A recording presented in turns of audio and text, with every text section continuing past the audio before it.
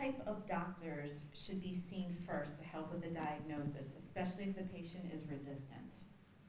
I was going to make a silly comment and say a good doctor, but so the first person to always see, obviously, is your primary care provider because they generally know you well. They followed you for some time and can get a sense of if there's been some change and what contribution the rest of your medical conditions can be playing in that, right? So, for example, if you have diabetes and your sugar's not well controlled, that could be affecting your memory and your performance. And so the first step would obviously try to get that under control. And then after you meet with your primary care provider, then you could think about seeing someone who's a memory specialist. So that would be a neurologist, a geriatric psychiatrist, or a geriatrician. Or you could see a neuropsychologist to have more detailed testing. So there's a couple of specialists that can help make a diagnosis and then help manage the patients. Some people will see the specialist and be managed by the specialist. Some people will see the specialist but then be managed by their primary care doctor. So it really depends on the situation that works best for you and your providers. This is almost kind of a follow-up question to that. What types of tests should you expect your doctor to perform to make a complete diagnosis? Okay. So again, the silly answer is enough tests to actually understand what's going on, right? Now we do a lot of things in the research project, but in a clinical practice, it's a little bit more concise. And so typically what we want to do is we want to talk to the patient. We'd love to be able to talk to someone who knows the patient well. So spouse, an adult child, a best friend, because they can give us a sense of how that person might have changed that the person might not have enough insight about.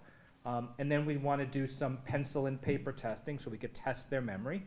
And it could be as short as a 10 or 15-minute test to as long as an hour or 2-hour long battery. Depends on the doctor that you see. And then we want to do a very complete examination, a physical exam, so that we can look for signs of Parkinson's, stroke, or other things that could explain what's going on. And then the recommendation is that everybody have an image of their brain. So preferably an MRI, but if an MRI is not possible, then a CAT scan of the brain, so that we can look at the brain and see what changes are there. And that's the bare minimum kind of workup, right? And different specialty centers will add additional things to that, but that's really the bare minimum to understand what the problem is, what the likely cause of the problem is, and then help us decide what the best treatments for that problem is. Okay, so we asked you, Dr. Galvin, about Lewy body. So this next question is directed at Dr. Nuttemans. And what is the main difference in presentation between FTD and Alzheimer's?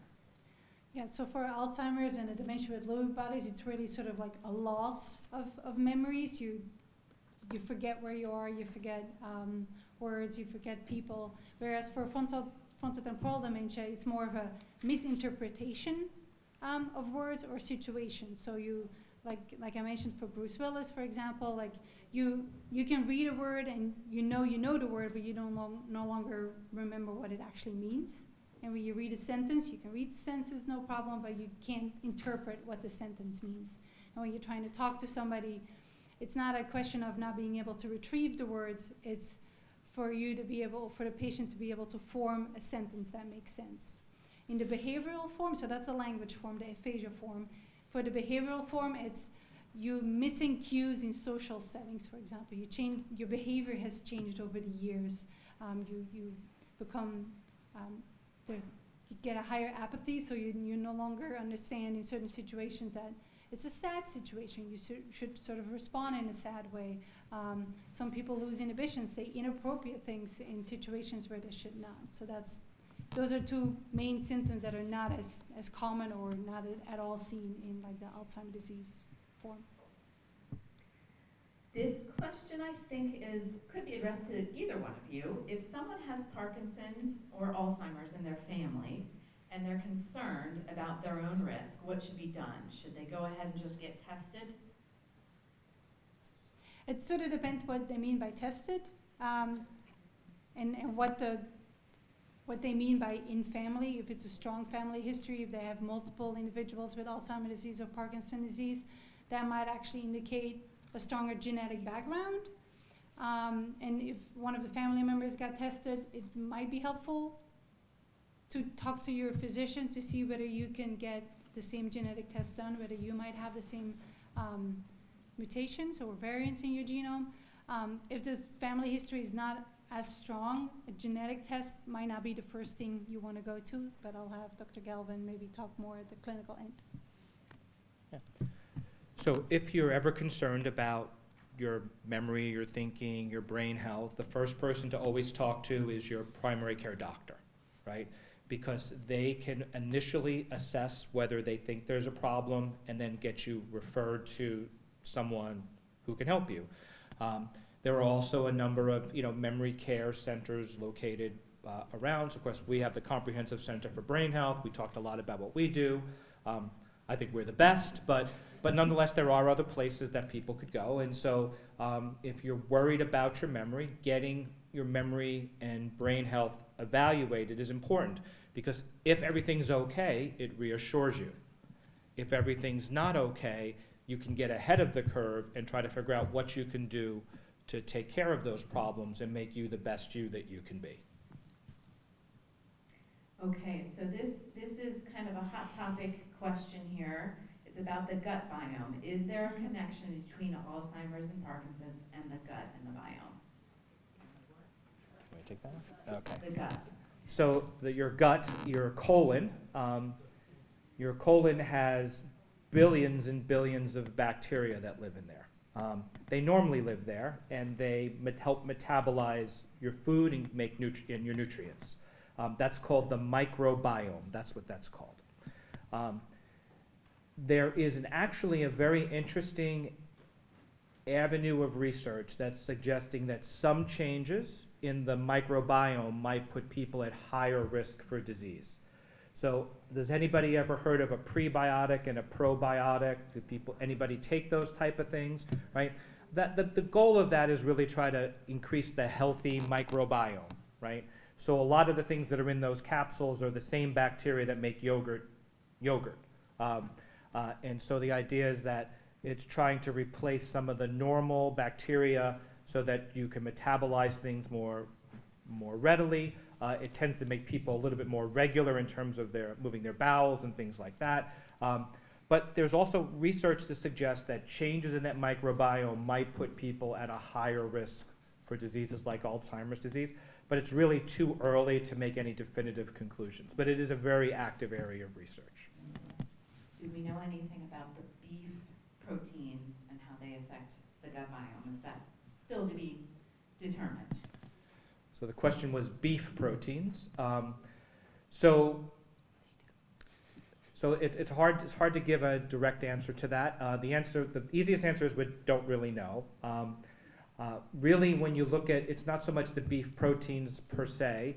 A lot of the evidence would suggest that people who follow a Mediterranean-style diet, or a MIND diet is what we use, where it's much higher in leaner, whiter meats, fish, whole grains, olive oil, green vegetables, root vegetables, nuts, berries, etc. If you eat on the higher side of that, that's been shown to support brain health. If you eat more of the red meats and the processed meats, that has been associated with lower brain health and a higher risk of disease. But that doesn't mean you can't eat beef or pork, or that you can't have a cold cut sandwich, or that you can't have a McDonald's hamburger sometimes. It's all in moderation. And the idea is that we try to promote eating more brain healthy, heart healthy foods, rather than focusing on things that we know in the long run are not so great for your heart and your brain. Okay, so we're going back to talking about DNA with this next question. What is it that we look at, and which procedures are done if we're trying to determine genetic risk? I think what they're getting at is blood taken. What kind of tests are done to determine genetic risk? Okay, so generally it just includes a blood draw. So Tim, you probably already go to your doctor and have many blood tests done. So we just need basically an extra tube to look at your to extract your DNA and then look at your at the DNA itself. So it sort of depends on a clinical setting versus a research setting. In a clinical setting, the diagnostic lab will just look at very specific genes, the ones that I've sort of mentioned in the slides. In a research setting, we'll look at the whole genome, like all the genes, and we try to identify whether there are any new genes that might be involved with Alzheimer's disease. So it's very simple, just one blood draw that we extract DNA of. For the research setting, we'll probably get a few more blood vials just so we can have some cell works as well. So if we identify a new gene, then we can actually start looking more on the cellular level. What does this do, and can we correlate that directly back to Alzheimer's disease? So we can inform the clinicians that this gene is involved too. So next time you see a patient with a similar phenotype, maybe test for this gene as well. Right? So the research supports the clinical diagnosis down the line. And you guys already kind of touched on this with both of your talks, but what is the probability of having AD if you have none of the 3 genes?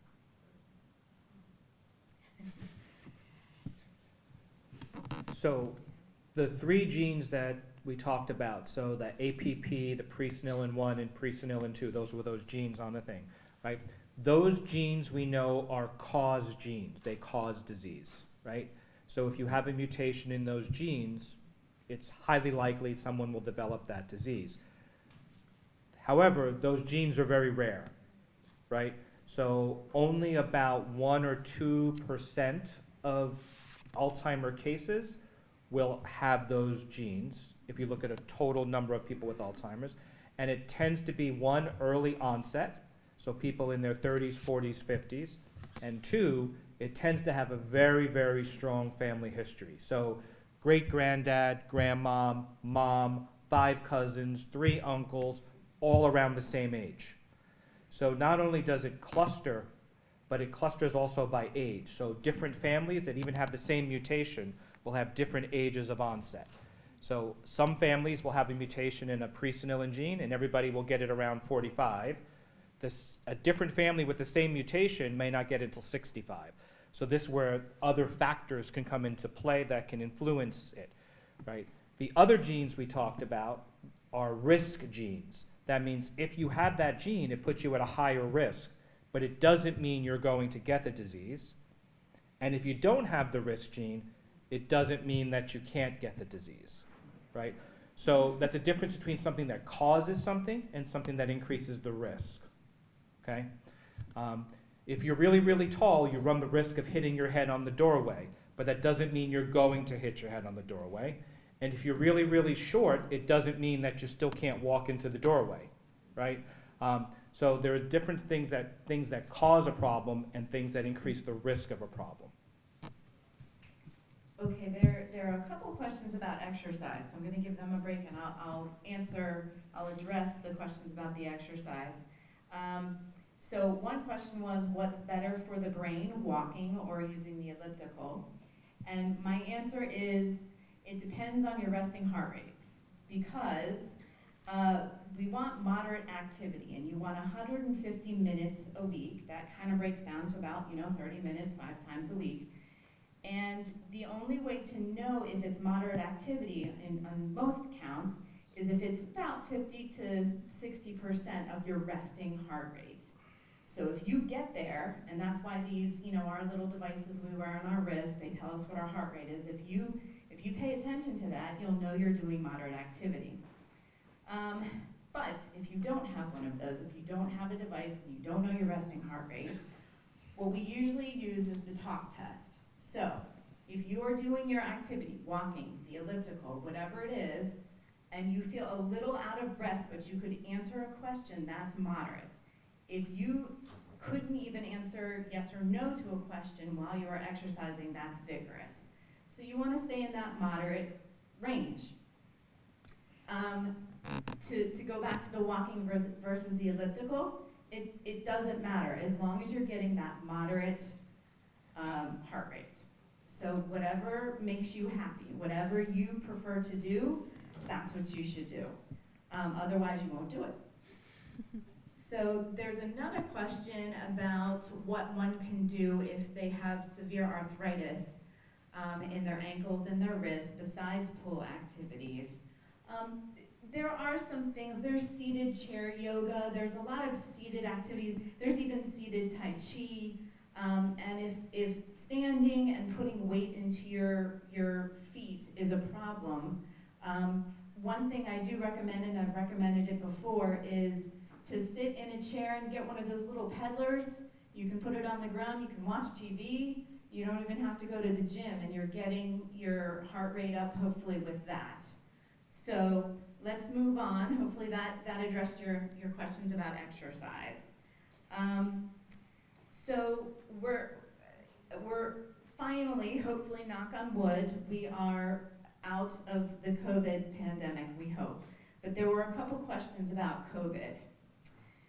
So some of you, we took your questions, and we don't want to reveal any personal information or any medical information, so we're kind of summarizing here. So since COVID, some people were complaining of sleep, appetite changes, brain fog.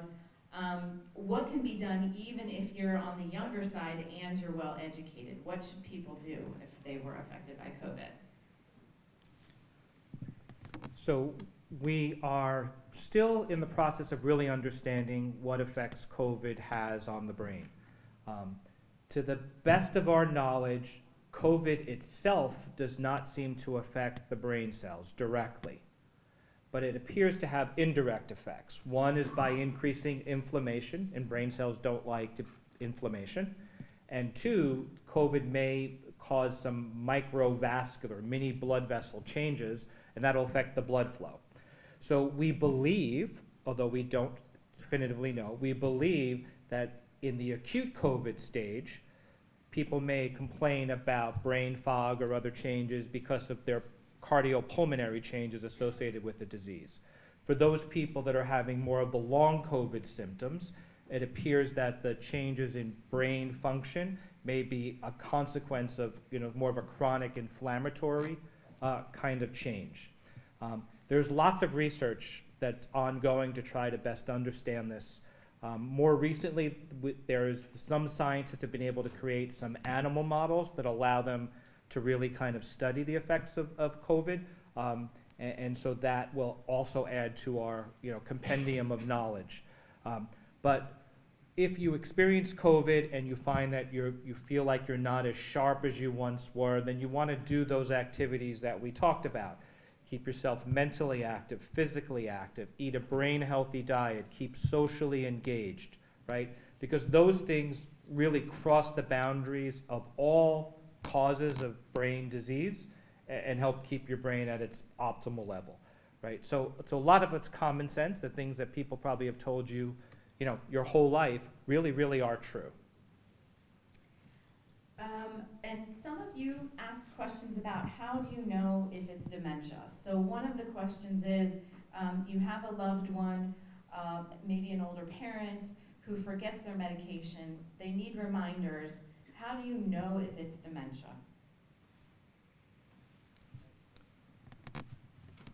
I'll take this one. Yeah, okay. So dementia, by definition, is a change in memory and thinking function that interferes with everyday activities, right? So it's interfering with a person to function independently. Prior to that, there's something called mild cognitive impairment, which is a memory or thinking impairment, but people can still function independently, okay? As part of the aging process, there's really very little memory change, right? So people process information a lot slower. It takes them much, much longer to respond. It takes them longer to remember what they had for breakfast. It takes them longer to remember that person's name, but it usually can come back to them, and it usually comes back if they get some reminders or cues. For people who are experiencing some changes and they think it is a difference, the first thing again to do is to talk to your primary care doctor to make sure there's not something else causing it, right? So if you have diabetes and it's not well controlled, that could affect your brain function. If you have high blood pressure and it's not well controlled, that can affect your brain function, right? So there's lots of things that can affect your brain. So having a the first step is having a medical checkup. But if you are concerned, then the next thing to do would be to follow up with a specialist to understand what those changes are and what those changes may mean going forward so that you can develop a plan, right? Now you can do that as part of a research project, or you can do that in seeing somebody in a clinical setting. But the idea is you want to get that feedback so that you can figure out, is there a problem? If there is a problem, what's the cause of that problem, and then what could we do about that problem? The next one's pretty straightforward. Is shuffling part of Alzheimer's? Shuffling. Is shuffling part of Alzheimer's? So shuffling one's feet is really more of a Parkinson-like sign. And so people who shuffle are statistically more likely to have the beginnings of Parkinson's or Lewy body disease, which is Parkinson-like dementia. Alzheimer patients tend to walk a little bit slower but tend not to shuffle. So the shuffling, the fancy medical word for shuffling is festination. So festination is a sign of Parkinsonism, usually not a sign of Alzheimer's disease. But slow walking can be a sign of Alzheimer's or other brain disorders. Okay, and this question is a very popular question. What is the role of supplements and vitamins in brain health? And does it affect your genetics? I'll take the first part, you can take the second part. All right, so a supplement is intended for healthy people to replace a known deficiency. It is not intended to diagnose, prevent, treat, or cure any disease.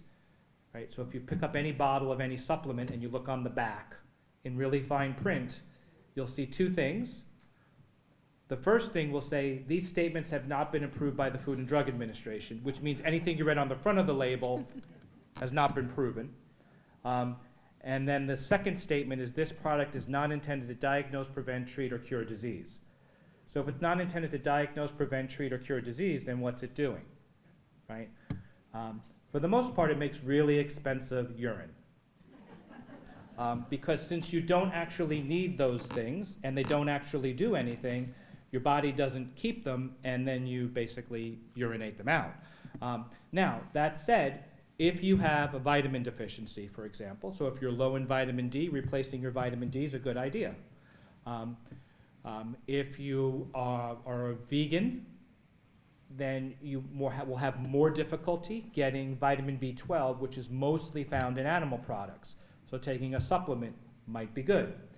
If you have high inflammation, so your doctor finds that you have high inflammatory markers, there are some natural anti-inflammatories. For example, turmeric, which is the spice in curries, has been shown to reduce inflammation. So there are some things that can have some benefit. Two things to remember, though. These things are all active. So even though they're not doing anything for your health, they are active chemicals. So they can interfere with the medicines that you are taking, and they have side effects. So for example, have people heard of something called St. John's wort? Yeah. Right. So first of all, it's never been shown to do much of anything, but its greatest side effect are headaches. And so people will take it, and then they'll wonder why they have headaches, and they'll start taking Tylenol and then Motrin and other things to try to treat their headache, and it's really their supplement that's causing a headache, because the major side effect of St. John's wort is a headache. Okay? So there are occasional roles for supplements when we define that there's a need for a supplement. But just grabbing supplements off the shelf to take them because some advertisement said they do something, that's selling you something. But just look at the back of that label, and it says those two statements. That should tell you a lot. Now, can they affect your genes? Can they affect your genes? Very specifically, can they change any bases in your genome? No. Nothing can change your actual, well, I guess UV light, but no. Nothing can change your actual genome. And I want to point out that whatever Dr. Galvin said is very important. It's very true. Be careful, by just taking on random supplements. There is very minimal evidence that some vitamins can have an effect on what one of your collaborators is doing, the epigenetics, and what I've been calling in my talk sort of the conductor. There's some evidence that taking certain vitamins can act how much of a certain protein is being made, and sort of more of the regulation, not what is being made, but just sort of more how much of something is present. But again, that data is very, very preliminary, and it's not proven quite yet, and I don't think there's any evidence per se for Alzheimer's disease. There's some for Parkinson's disease with vitamin D, but it's very minimal data, so do not take that as a reason to start taking supplements. So what I would also say for supplements is that you should, one, talk over with your healthcare provider before you start something, because it could interfere with your medicine. So for example, blood thinners, if anybody takes a blood thinners are often affected by a lot of different supplements. So you want to make sure that you're not interfering with your other medications. And two is, if you do take a supplement, you know, when the doctor asks you, what are you taking? And you say, I'm taking, you know, my cholesterol medicine, my high blood pressure pill, and, you know, an aspirin. And then you forget to mention the 64 other things that you take a day. That really impairs the ability of the physician to truly take care of you. So you need to make sure you list all the over-the-counter things you get, as well as the prescription things. Okay, so there are a few questions about eyes and ears. So is there a correlation between deafness and Alzheimer's? And is there a correlation between eye problems, retina disease, cataracts, and dementia? So I'll talk about from the clinical side, and I don't know if you want to comment on any of the funky genetics or not. So hearing loss is a risk factor for Alzheimer's disease, right? So we know it is a risk factor. And again, it doesn't mean if you have hearing loss that you will develop it. It just means if you look at people who have hearing loss compared to people who don't have hearing loss, the people with hearing loss are at a higher risk for developing Alzheimer's disease than the people without hearing loss, okay? Likewise, hearing does affect your abilities though, right? So if you can't hear something, there's no way you can remember something, right? So if you're only hearing part of a conversation, you didn't get all of the conversation, so your ability to remember the conversation is going to be impaired. So if you have a hearing loss, not wearing a hearing aid is actually going to make your daily performance much worse. So we encourage people, one, to get their hearing checked. As part of the research project, we actually do hearing checks. And two is that if you have hearing loss, to get a hearing aid, and then when you get your hearing aid, to wear your hearing aid. My dad's hearing aid is on his dresser. We cannot get him to put it in.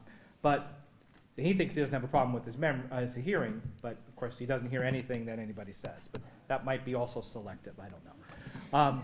In terms of vision, it's a lot of the same thing, right? So I talked about the link between the retina and the brain.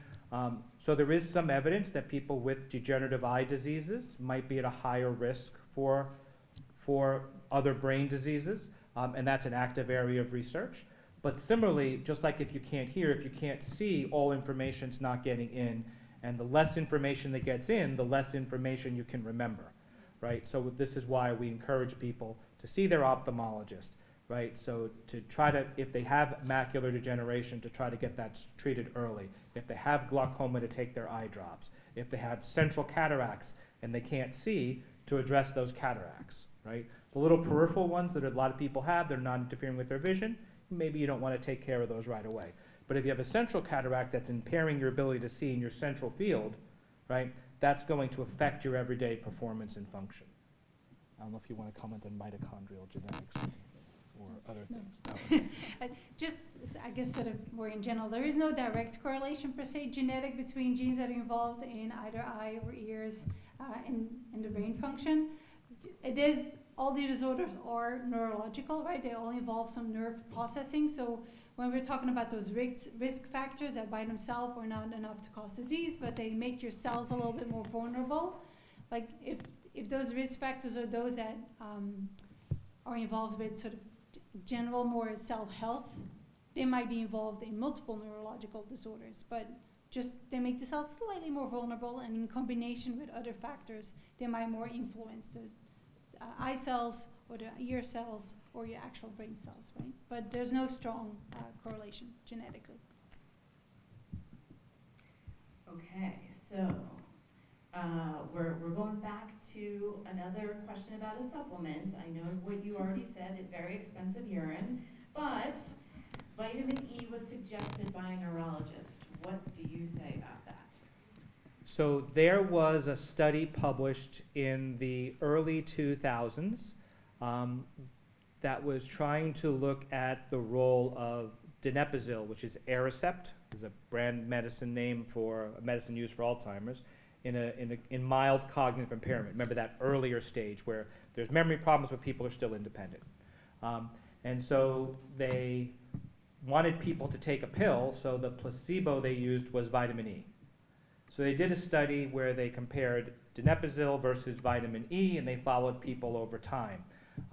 And what they found was that the donepezil itself did not seem to really change the conversion of mild cognitive impairment to Alzheimer's disease, or not to any great extent. What was interesting was they found at least a little of a protective effect of vitamin E. So for many years, neurologists in particular were prescribing vitamin E up to 2,000 international units a day, which was the dose they used in that study.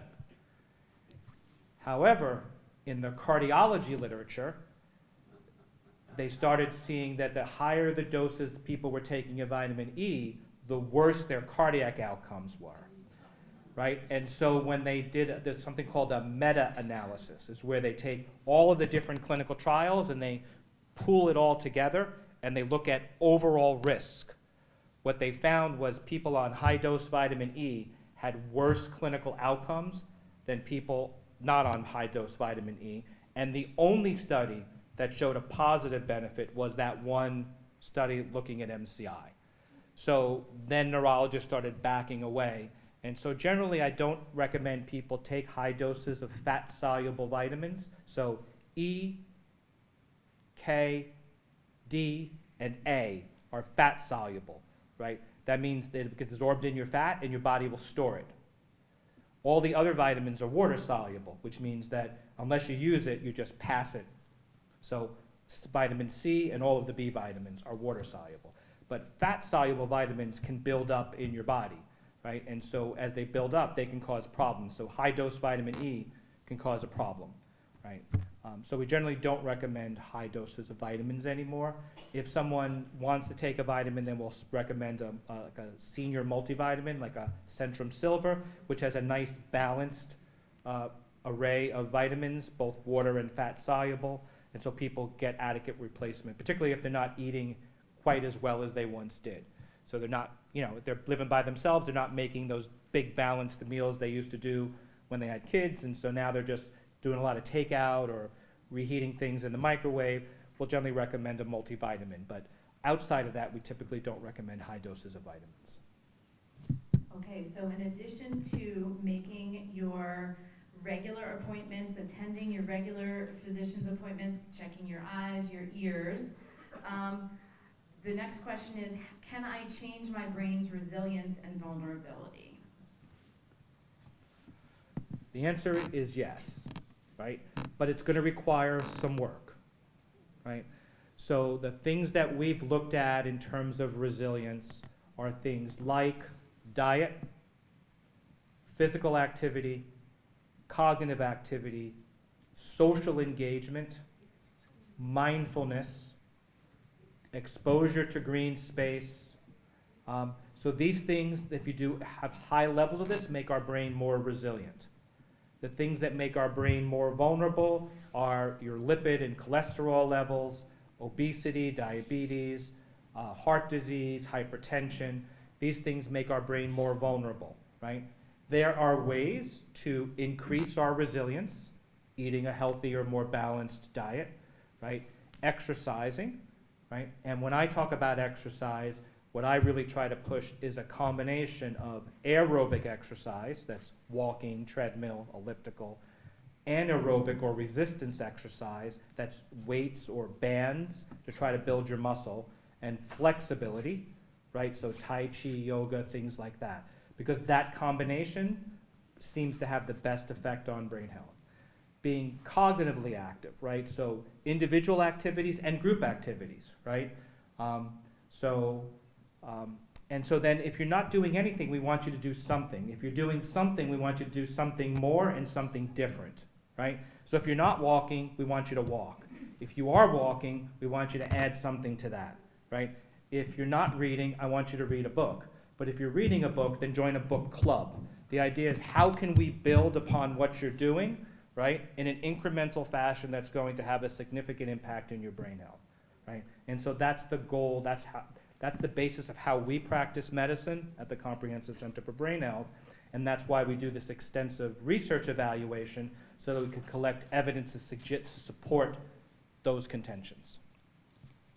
Okay, we are nearing the end here with the questions. There are several more that if we don't get to them, we will try to address them.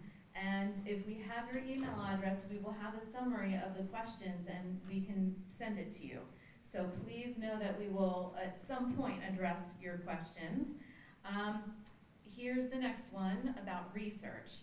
Is Alzheimer's research focusing on prevention or treatment or both, and what advancements are there to date?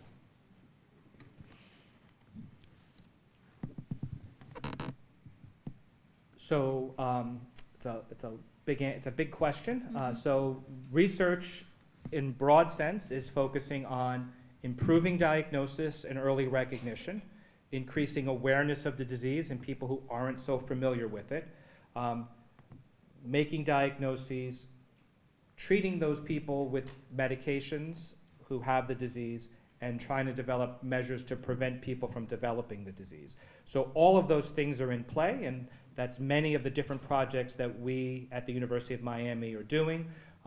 So genetics helps us understand, what puts people at risk. The Precision Aging Network is trying to say, well, what constitutes healthy aging? The Comprehensive Center for Brain Health is trying to understand what makes a healthy brain and what puts it at higher risk for disease. So that's the basis of a lot of our research. There are many medicines that are being tested in people with Alzheimer's and related disorders. There are over 150 different compounds in clinical trial testing right now, and there's a whole host of non-pharmacological treatments that are being tested. So mindfulness-based stress reduction, yoga, acupuncture. So there's many, many, many different approaches to treating Alzheimer's disease that are under investigation. Okay, so I think we're going to conclude on that note. I think that was really informative, thought-provoking. Again, if you have more questions, you can always send us an email at the ccbhbrainhealth.org. The actual presentation that we had today, it's going to be posted on our website. So if you want to rewatch it, or if you want to rehear some of the answers to the questions, you can. Search for us, subscribe to our YouTube channel. It will be posted there. And I think that's it. We're going to conclude. You can now go grab your lunches, fill your bellies. Thank you all for coming. Thank you.